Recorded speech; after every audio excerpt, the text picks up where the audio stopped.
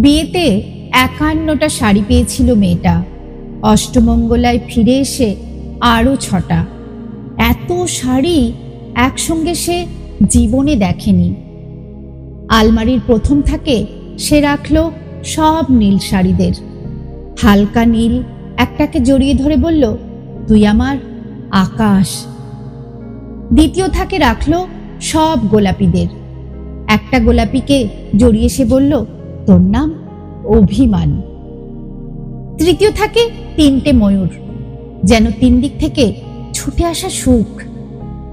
তেজপাতা রং যে শাড়িটার, তার নাম দিল বিষাদ। সারা বছর সে শুধু শাড়ি উপহার পেল। এত শাড়ি সে কি করে এক জীবনে পরবে?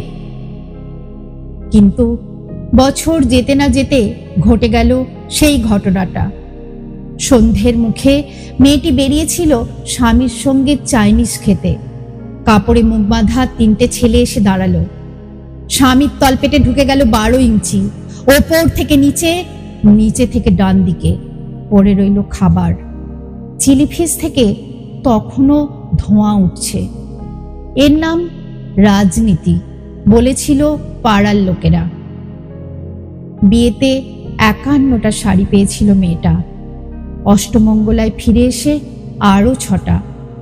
একদিন দুপুরে শাশুড়ি ঘুমিয়ে সমস্ত শাড়ি বের করে ৬ তলার বারান্দা থেকে উড়িয়ে দিল নিচের পৃথিবীতে। শাশুড়ি পরিয়ে দিয়েছেন তাকে সাদা থান। ১৯ বছরের একটা মেয়ে, সে একা।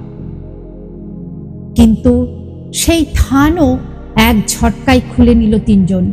পাড়ার মোড়ে একটি সদ্য নগ্ন বিধবা মেয়ে দৌড়চ্ছে আর চিৎকার করছে, বাঁচাও।